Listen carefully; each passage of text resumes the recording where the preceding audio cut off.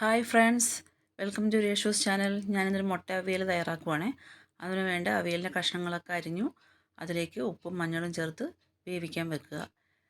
അതിന് വേണ്ട അരപ്പെന്ന് പറയുന്നത് തേങ്ങ, മഞ്ഞൾ, ജീരകം, പച്ചമുളക്, ഉള്ളി ഇതെല്ലാം കൂടെ നന്നായിട്ട് ചതച്ചെടുത്തിട്ട് അതിലേക്ക് പുഴുങ്ങിയ മുട്ടയുടെ ഉണ്ണിയും കൂടെ എടുക്കുക. ഉണ്ണി എടുത്ത് നന്നായിട്ട് കുഴച്ചിട്ട് ആ വെന്ത കഷ്ണത്തിലേക്ക് ചേർത്ത് കൊടുക്കുക. എന്നിട്ട് നന്നായിട്ടൊന്ന് ഇളക്കണം. ഇളക്കി ആ പച്ചമണമൊക്കെ ഒന്ന് മാറിക്കഴിയുമ്പോഴത്തേക്കും കട്ട തൈര് വേണം ഉപയോഗിക്കാനായിട്ട്.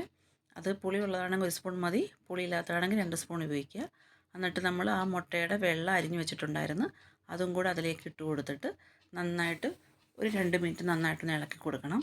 കാരണം ആ ഗ്രേവിയൊക്കെ ആ മുട്ടയുടെ വെള്ളയിലൊക്കെ ഒന്ന് പിടിച്ച് മിക്സായി വരണം. അതിനുശേഷം കറിവേപ്പില ഇട്ട് കൊടുക്കുക. പച്ച വെളിച്ചെണ്ണ ഒഴിച്ചു കൊടുത്ത് നന്നായിട്ടൊന്ന് ഇളക്കി മാറ്റി വെക്കണം. ഒരു 5 മിനിറ്റ് അടച്ചു വെച്ചതിന് ശേഷം നമുക്ക് ചൂടോടെ സെർവ് ചെയ്യാം.